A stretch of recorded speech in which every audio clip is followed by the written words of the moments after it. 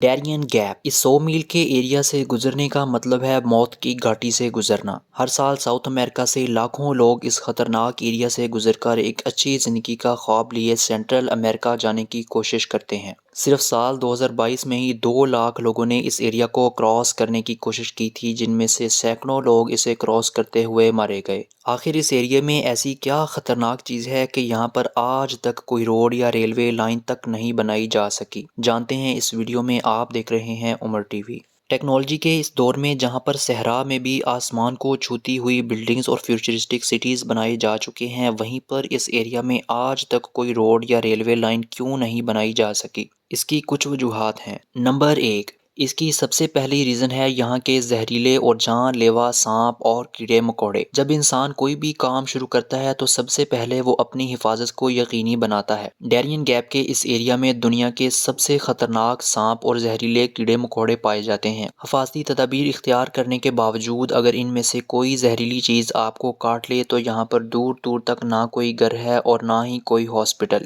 یہاں سے گزرنے والے زیادہ تر لوگ جان لیوا سانپوں کے کاٹنے سے یا پھر دریا میں بہہ کر مارے جاتے ہیں۔ نمبر 2، غیر قانونی مائیگریشن کو روکنا۔ ساؤتھ امریکہ کے زیادہ تر ممالک کرپشن، غربت اور سیاسی بدامنی جیسی مصیبتوں میں گھرے ہوئے ہیں۔ یہاں کے لوگ ایک اچھی زندگی کا خواب لیے کسی ایسے ملک کی طرف جانا چاہتے ہیں جہاں وہ پرسکون زندگی بسر کر سکیں، اور اس کے لیے نارتھ امریکہ ان کے سب سے قریب اور ایک آئیڈیل جگہ ہے جہاں وہ جا سکتے ہیں۔ پچھلے کچھ سالوں سے امریکہ کی ویزا پالیسی سخت ہونے کی وجہ سے ان لوگوں کے پاس صرف ایک ہی راستہ بچتا ہے، اور وہ ہے ڈیرین گیپ۔ اس قدر خطرناک اور جان لیوا ہونے کے باوجود ہر سال لاکھوں لوگ کرپشن اور غربت کے ہاتھوں مجبور ہو کر بہتر زندگی کی امید لیے اس راستے پر چل پڑتے ہیں، جن میں سے ہزاروں لوگ زہریلے سانپ، کیڑے مکوڑے، ڈینگی، سیلاب اور لینڈ سلائڈنگ کی زد میں آ کر اپنی زندگی سے ہی ہاتھ دھو بیٹھتے ہیں، اور جو لوگ کسی طرح زندہ رہنے میں کامیاب ہو جاتے ہیں انہیں اس راستے میں گھات لگا کے بیٹھے ہوئے چور اور سفر کی تھکاوٹ ذہنی مریض بنا دیتی ہے۔ نمبر 3، اس کی تیسری ریزن ہے خطرناک موسم۔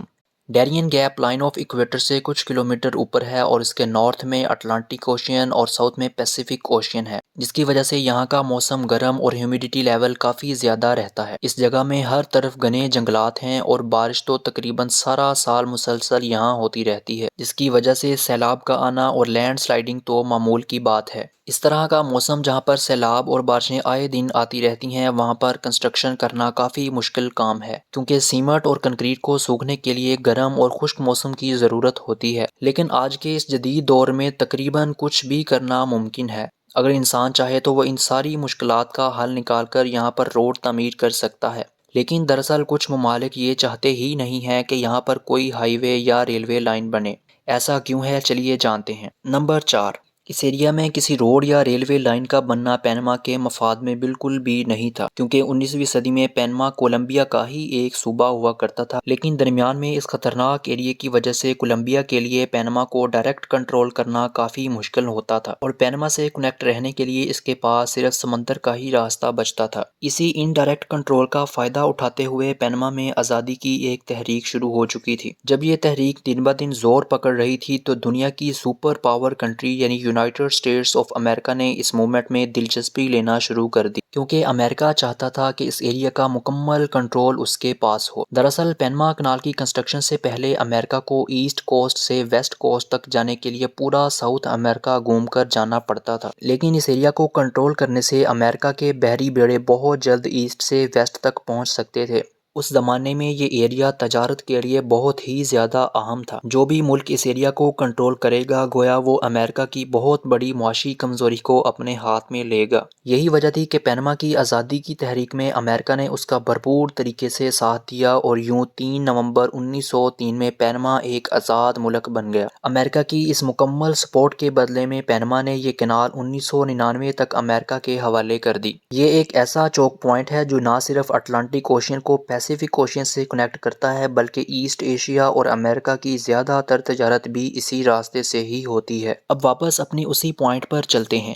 ڈیرین گیپ کے ایک طرف پینما کنال ہے تو دوسری طرف یہ کولمبیا کے بارڈر کو ٹچ کرتا ہے۔ شاید آپ کو اس بات کا علم ہو کہ کولمبیا کا ڈرگ مافیا پورے ساؤتھ امریکہ میں مشہور ہے اور دنیا میں سب سے زیادہ کوکین بھی کولمبیا میں ہی تیار کی جاتی ہے۔ اب اگر یونائٹڈ اسٹیٹس آف امریکہ اور پینما مل کر اس خطرناک جگہ پر کوئی روڈ بنا بھی لیں تو انہیں اس بات کا ڈر ہے کہ کولمبیا کے ڈرگ اسمگلر اس راستے کا استعمال کرتے ہوئے نہ صرف پینما کنال کو اپنے کنٹرول میں کرنے کی کوشش کریں گے بلکہ ان کے لیے یہاں سے آگے میکسیکو اور پھر امریکہ تک ڈرگ اسمگلنگ کرنا کافی آسان ہو جائے گا۔ اس ایریا پر کسی روڈ یا ریلوے لائن نہ ہونے کی وجہ سے اسمگلر کو سمندر کا راستہ استعمال کرنا پڑتا ہے جو کہ ان کے لیے کافی مشکل ہے۔ اتنا لمبا اور مشکل فاصلہ طے کر کے جب یہ اسمگلر پینما کی حدود میں پہنچتے ہیں تو وہاں پر پینما کی سخت سیکیورٹی تعینات ہوتی ہے اور یہ اسمگلر وہاں پر پکڑے جاتے ہیں۔ اگر کولمبیا کسی طرح ریلوے لائن بنانے کے لیے پینما کو راضی بھی کر لے اور اس کے ساتھ معاہدے کی صورت میں یہاں کوئی لائن بنانا شروع بھی کر لے تو امریکہ یہ کام ہرگز نہیں ہونے دے گا کیونکہ یہ بات بالکل بھی اس کے مفاد میں نہیں ہوگی۔ یہ ویڈیو آپ کو کیسی لگی کامنٹ کر کے ضرور بتائیے گا۔ ملتے ہیں ایک نئی ویڈیو میں۔